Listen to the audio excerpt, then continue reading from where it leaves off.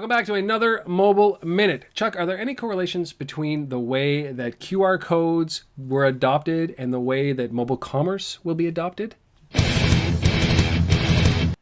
Well, there's kind of a lesson here.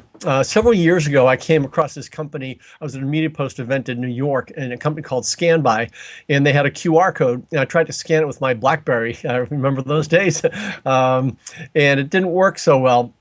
And this is just a little startup. Well, recently, that company just took over the tag business for Microsoft. So they now are essentially dealing with all the Microsoft tags for that Microsoft is getting out of that whole business.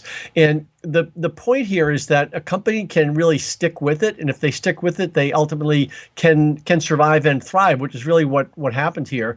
And I'm looking at commerce really following the same pattern. There are going to be innovators that fall by the wayside, of course, but then there are going to be companies like the Scanbuys of the world that stick it out, and ultimately they're going to be succeeding in commerce because they basically are innovating and following a path. So is this really just about a waiting game, standing your ground, taking opportunities when you can, and then holding on? Well, a Scanbuy, actually, I know this company pretty well. They're a case study in both my last two books.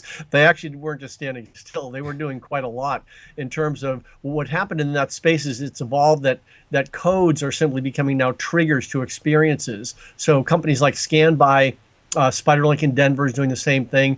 They basically are using the code or AR or whatever it is that they're triggering something that brings a consumer to a richer experience. And that's where the value is. Should they be marrying the two, like QR codes and commerce? Is that the perfect marriage for mobile commerce? Well, ultimately, it's going to be part of commerce. There are a lot of things that are going to be part of commerce. It's just a matter of making this thing kind of holistic and glued together.